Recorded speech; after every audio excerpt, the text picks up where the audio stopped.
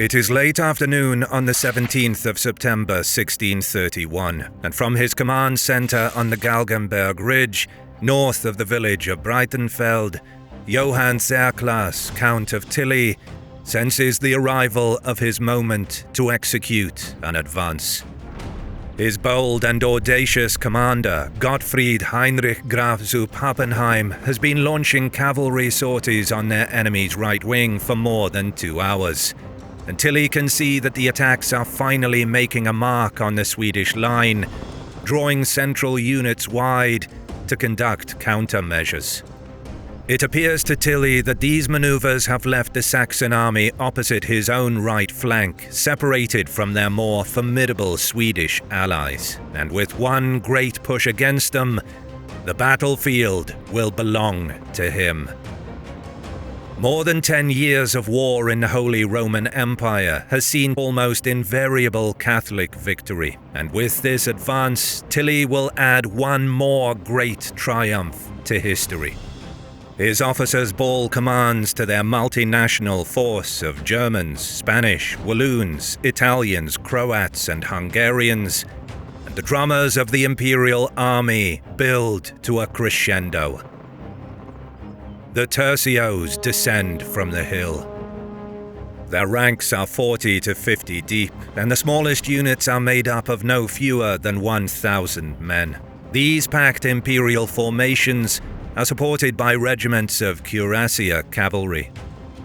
On the opposite side, the mobile Swedish artillery of King Gustavus Adolphus shows the effectiveness for which he has already become famed across the continent, firing on the advance with rapid order and even more deadly accuracy.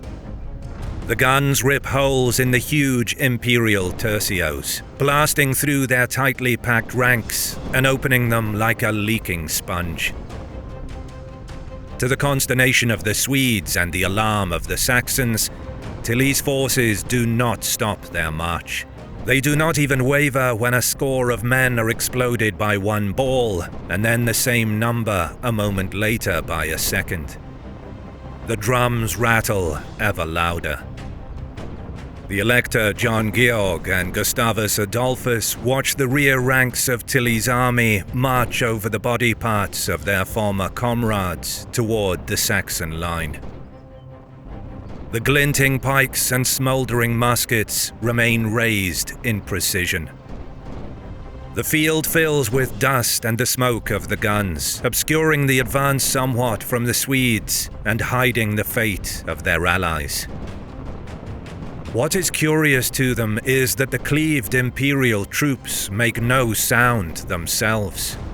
The field is oddly devoid of the wails of the injured and dying, even as yet another Swedish cannonball rends a gaping hollow in one of General Gallas's tercios.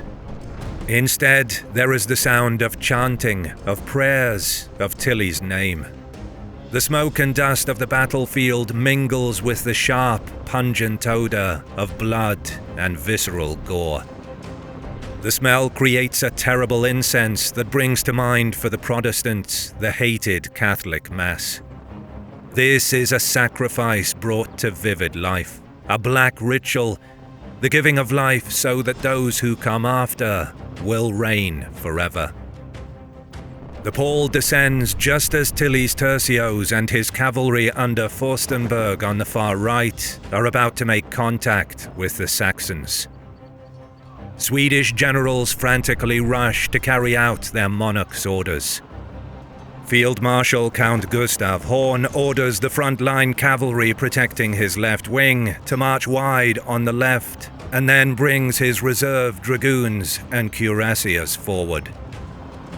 With infantry marching between the mounted units to make a consolidated line, the shroud of battlefield fog lifts like a blanket and reveals an utterly transformed theatre of war. The Saxons have left the field, retreating in panic towards the Loberbach stream, which the Protestants crossed earlier with so much difficulty. Not only that, but the Saxons have failed to spike their guns, with the result that the Imperials are able to turn fire on their fleeing backs and the improvised Swedish line. Worst of all for the King of Sweden, now hard-pressed under the artillery of 2 armies, the escape of the Saxons has destroyed the numerical superiority that he enjoyed at the outset of the battle, and which was almost a prerequisite of his facing the tactical brilliance of Tilly. To the imperial forces, the hitherto invincible Swedes are now outnumbered, outgunned, and very quickly they will be outmaneuvered. For Tilly has made certain that his cavalry are only to break the Saxon line and then immediately regroup for the envelopment of the Swedes. Rubbing his gloved hands together in satisfaction, on this day he will triumph over a king. The guns roar once more, and the smoke descends on the Protestant cause. Some of my long-time subscribers know that I've been hitting the treadmill in the past 12 months after noticing slightly elevated blood pressure and cholesterol. But going 40 to 50 kilometers per week with closed headphones can get really sweaty and cause itching and irritation. I rarely used earbuds before, but after trying these little buggers from Raycon, I could hardly believe how comfortable they are. The overall quality is really good. The build, the sound, the look, active noise cancellation, 32-hour battery life, multi-point connectivity with 2 devices at once. All these features rival some of the biggest names in premium audio, but Raycon does it for half the price. They slot comfortably in the ear with these optimized gel tips, and they don't fall out no matter how bumpy things get. Then there's the convenience of quick charging in case you forget to charge them, so you can just plug them in for 10 minutes to get 90 minutes of battery life. They've also got this cool looking protective case. Really cool design, and it complements the earbuds perfectly.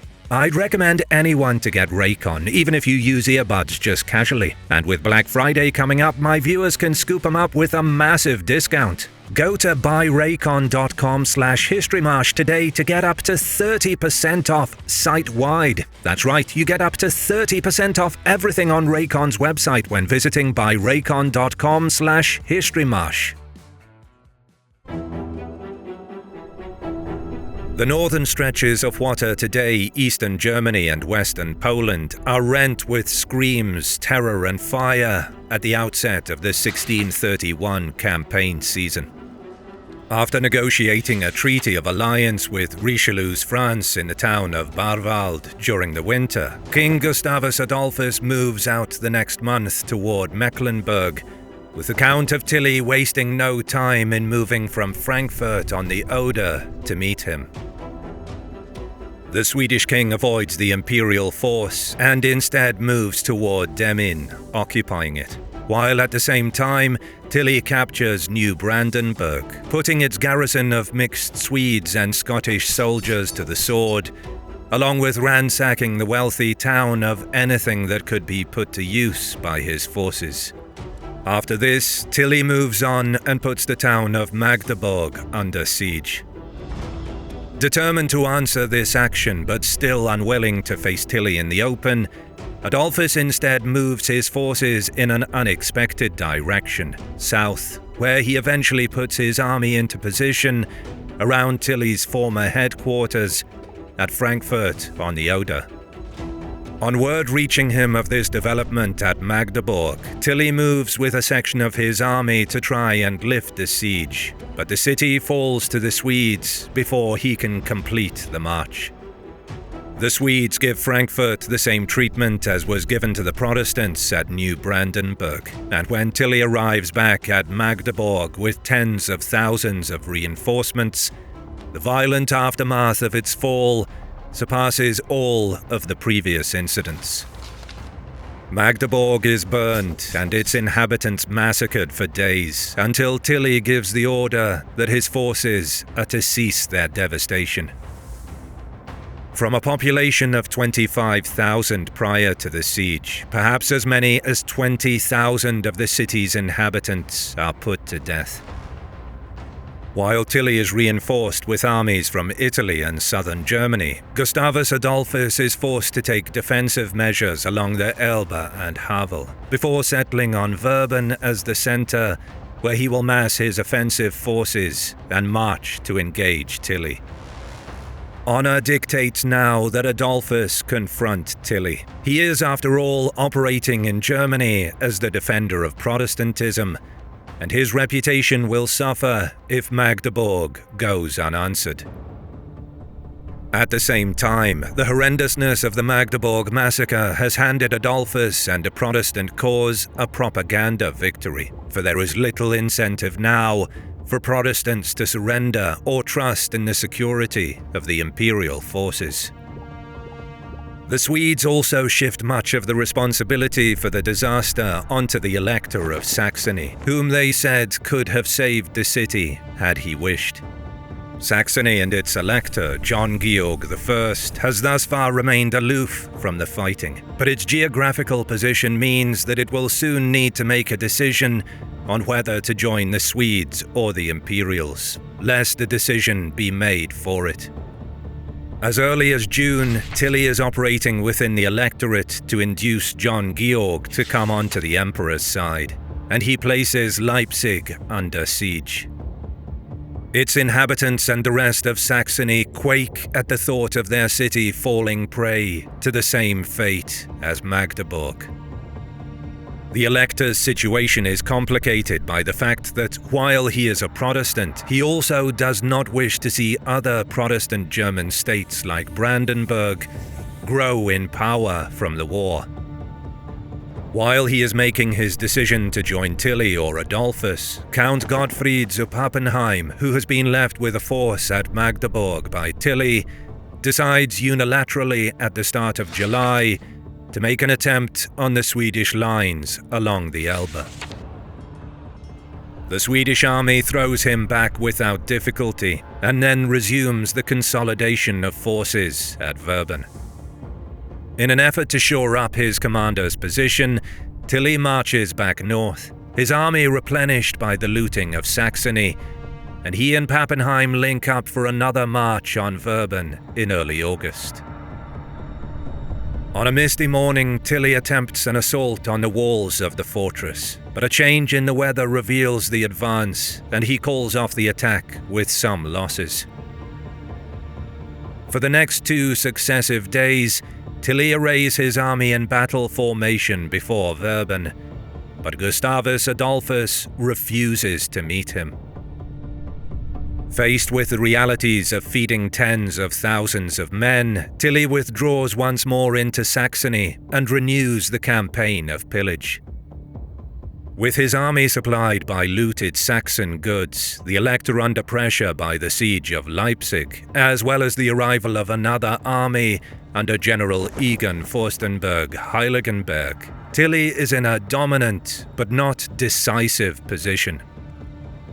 He has very resolutely placed the onus on Gustavus Adolphus and Elector John Georg to act, and in the second week of September, with Leipzig nearing the end of its tether, Saxony joins the Swedish alliance. Leipzig falls 3 days later on the 14th, but by that time the Swedish army is already marching from Verben with the monarch at its head. Their combined forces likely exceeding 35,000 men, possibly even as high as 40,000, the Allied Protestant army is assured in its capability to face Tilly's experienced but numerically smaller force. With his own allied contingents, Tilly's army likely exceeds 30,000, but he is banking on his men's confidence following 10 years of unbroken victory, coupled with the latest triumphs in the capture of the major strongholds in Leipzig and Magdeburg before it, to overcome the deficit in an open battle.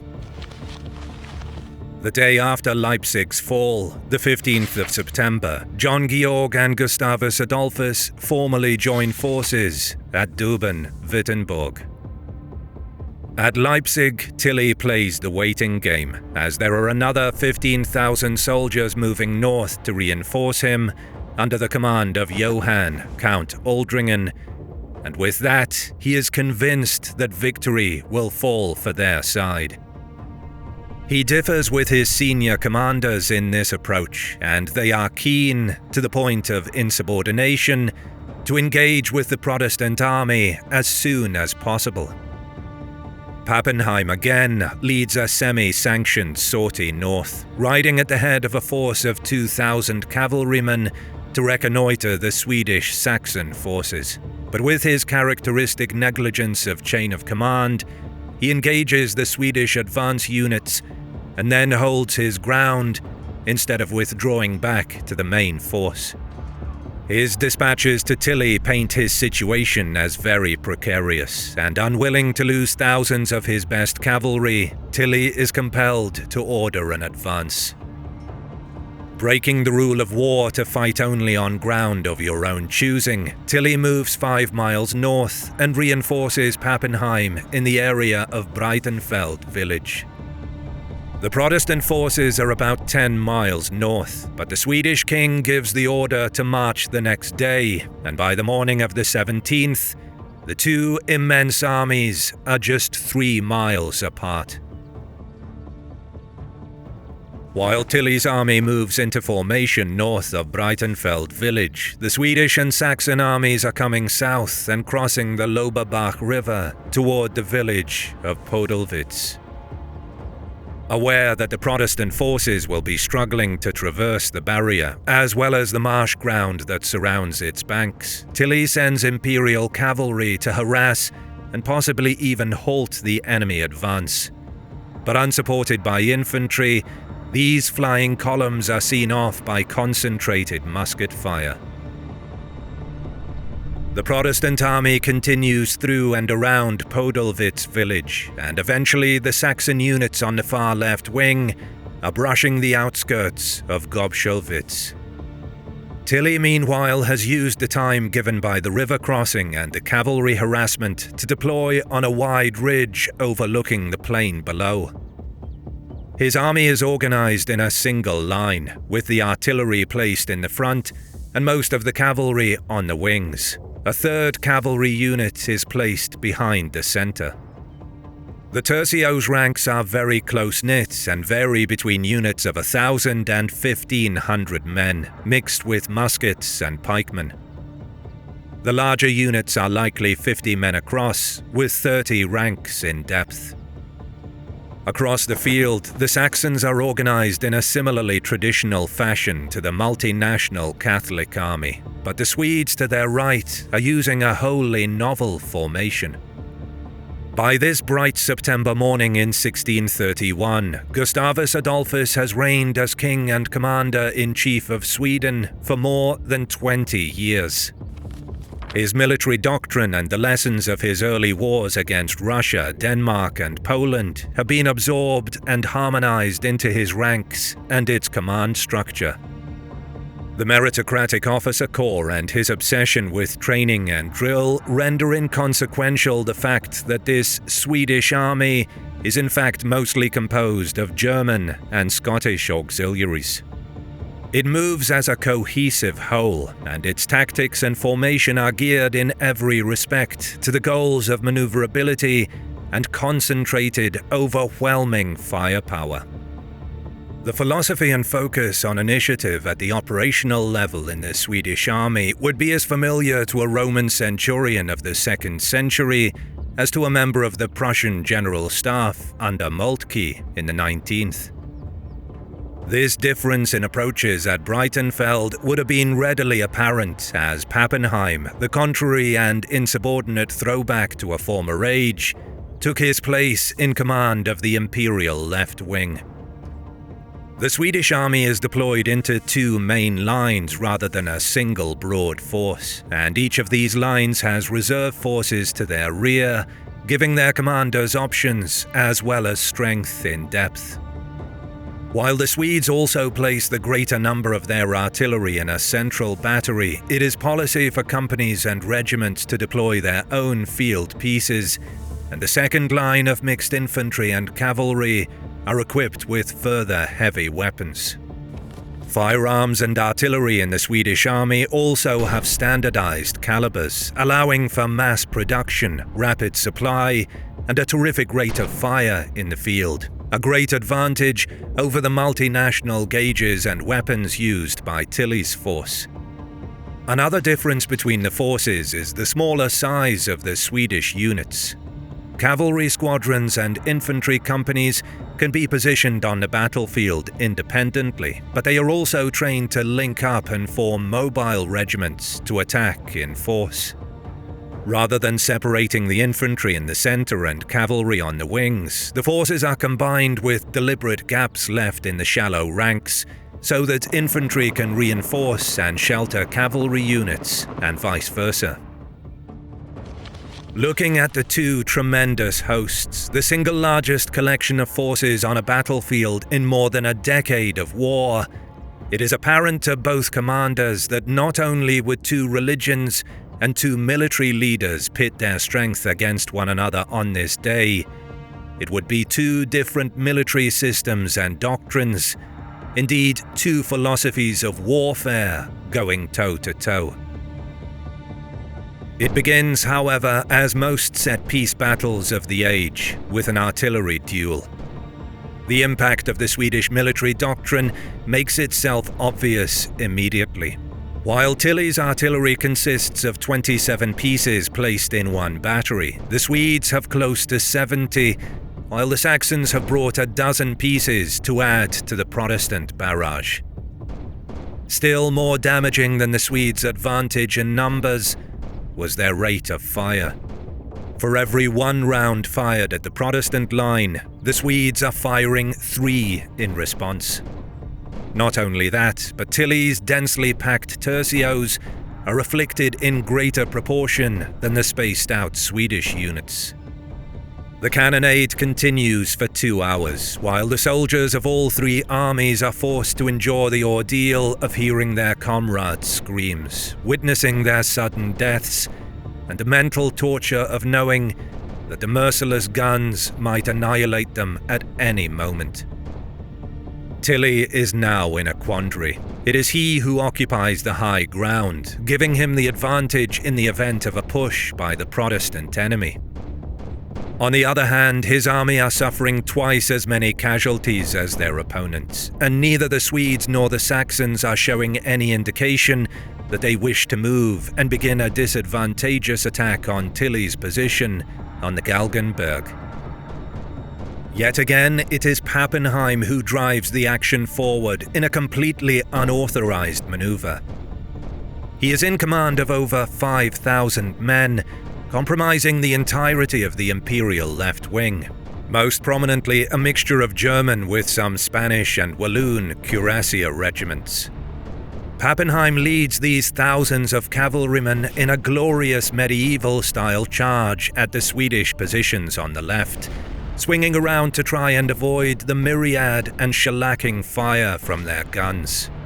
This is not an easy task, given that the Swedish system is built upon using maneuverable guns issued to each unit, allowing them to quickly realign and fire on the highly visible mass of cavalrymen charging toward them. Despite their numbers, Pappenheim cannot penetrate the Swedish line, so instead he employs the caracole tactic, by which the cuirassiers ride in an arc within pistol range of the Swedish line, discharge their firearms, and then continue riding in a sweep. After his experiences in the Polish War, Gustavus Adolphus has already come to the conclusion that the caracole is a useless maneuver, as if the cavalry are within pistol range of the line, then they are most certainly within range of the Swedish musketeers and big guns. The Swedish right, where the king is positioned and in overall command, but with General Johan Barner commanding almost 9,000 infantrymen, deliver a resounding reply to Pappenheim in precise order, a crippling blitz that shocks the cavalry and forces them to withdraw without further ado.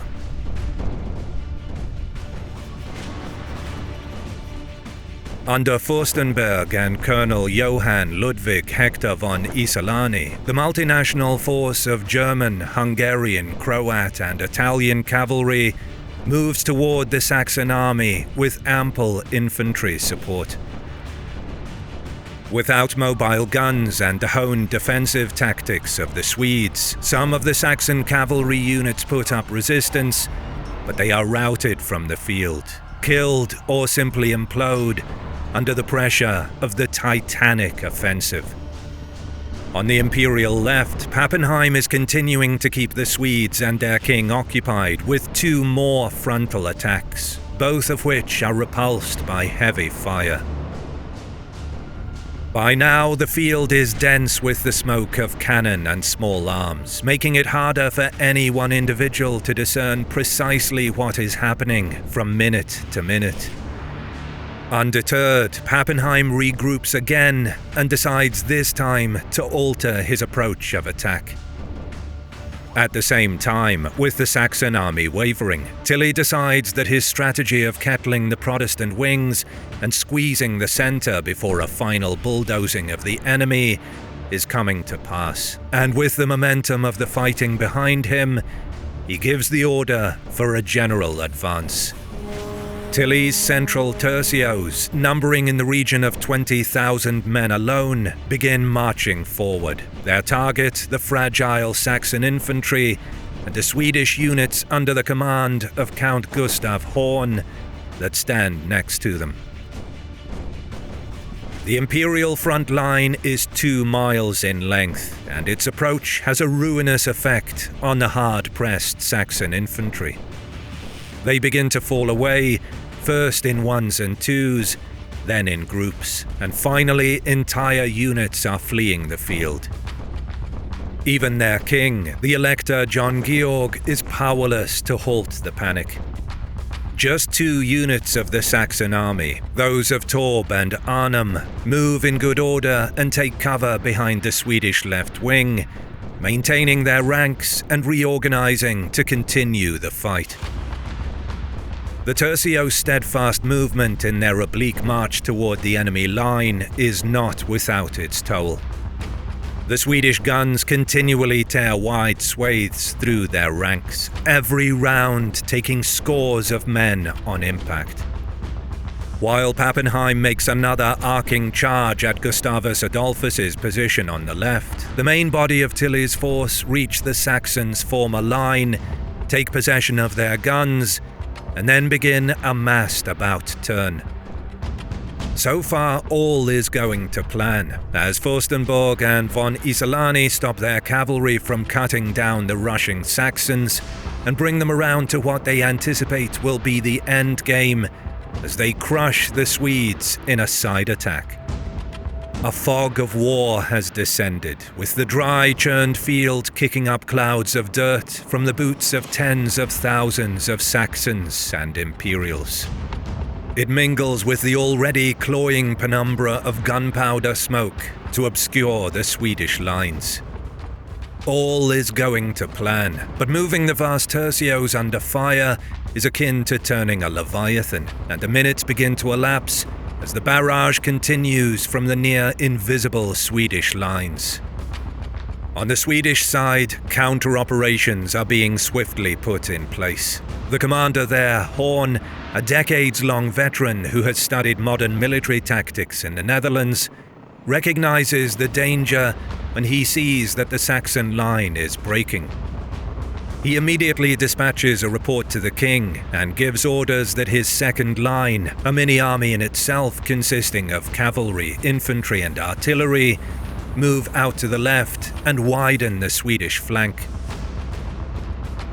All of the elements of Gustavus Adolphus's doctrine are encapsulated in the move, from the initiative shown by Horn in reacting to the developing situation on the battlefield before him, to the presence of ample reserves and weaponry in the Swedish ranks, to reform and in effect build a new left wing for their forces. When the smoke and dust clears and the tercios and Imperial cavalry are facing the Swedes, they are presented with an intact and well-rested front line, rather than a vulnerable flank. The king also receives Horn's dispatch and personally moves to the centre to begin funneling additional reserves to the threat. While Swedish cavalry rides against Furstenberg's and disrupts his attempt to forestall Horn's deployment, a Colonel Kaldenbach leads his regiment in a full charge at the Imperial line. It is a charge without a hope of success, but Kaldenbach's sacrifice gives the Swedes more time to bring their reserves into the new line and present a much stronger front for the coming offensive. Horn converts the ditches on the north-south road that travels down to Leipzig into defensive trenches, adding to the formidable fire and manpower at his disposal. Undaunted by this remarkable development, Tilly and his commanders begin what they wish to be the final foray. For fully 1 hour, Tilly's tercios and cavalry run into the carnage mill of the Swedish lines, while the Swedes hold their positions heroically against the more numerous Imperials. Grape shot and muskets splinter and shred the deep Imperial lines, creating excruciating and deadly ripples of pain along the front of the massed units. It is the guns that make the difference, for even though Furstenberg and Tilly have commandeered the Saxon artillery, they cannot close the infantry on the Swedish lines with their mobile and rapid-firing cannon. Bizarrely, as tens of thousands of Swedes, Germans and continental Europeans from Hungary to Spain reel with exhaustion, death and awful injuries, the sound of bagpipes rings across the field as Colonel John Hepburn seeks to rally the Scots on the Swedish lines with a lively jig. The tide turns irrevocably sometime around 4 o'clock, when the king orders Johan Banner to lead a counter-charge against the now exhausted and ravaged force of Pappenheim. Riding at full gallop and firing pistols in the saddle before drawing sabres immediately after, Banner runs Pappenheim's cavalry from the field. The infantry that are left behind form a tercio, but without mobile support, the Swedes begin the grim task of wearing it down. Tilly, his forces now fully committed to the action on the Swedish left wing and injured himself, is unable to offer any reserves or assist the now isolated remnants of Pappenheim's force. Adolphus sees his own opportunity.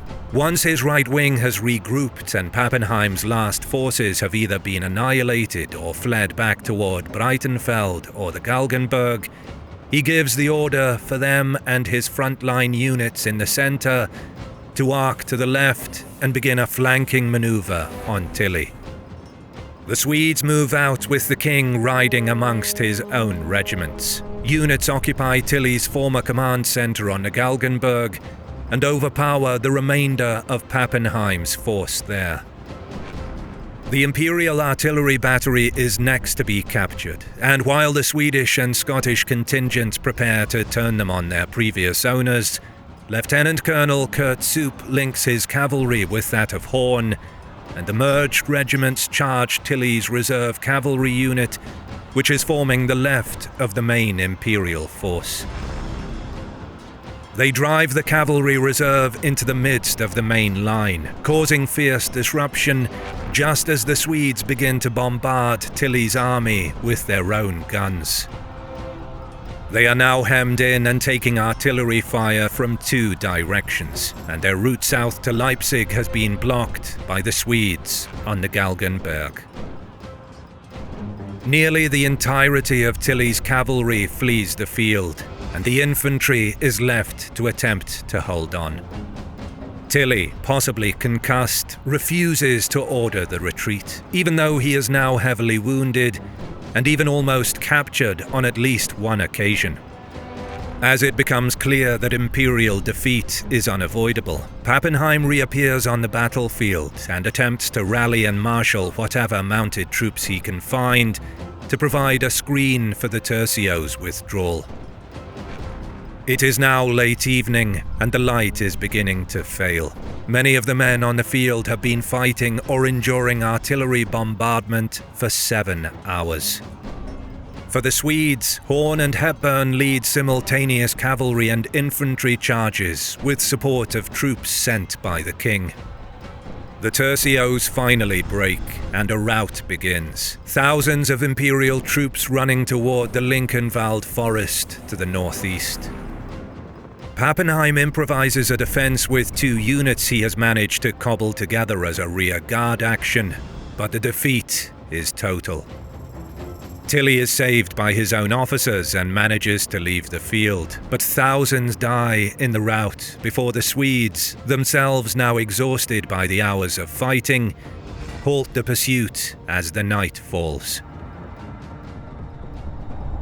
As the news of the first major Protestant victory in over a decade of fighting is digested with amazement around Europe, what is not in dispute is that Sweden has now officially joined the League of Great Powers, and its king is not only the defender of his fellow congregants, but is also a military leader of visionary and assiduous genius. While Tilly and Pappenheim regroup and attempt to rebuild their broken and diminished forces, with their losses exceeding 13,000 in a single day's fighting, the Swedes spend the winter preparing for an invasion of the southern German states of the Empire. The Catholics' forces are far from defeated, but the future looks bright for the still young King Gustavus Adolphus and his professional and terrifyingly proficient army. The next year will dawn full of promise of a reign that will last for decades to come. If you like what you see, consider supporting my work on Patreon, and you get ad-free early access to my videos for as little as $1. You can also show your support by liking the video, commenting, and subscribing to my channel as a sacrifice to the algorithm. As always, I'll see you in the next one.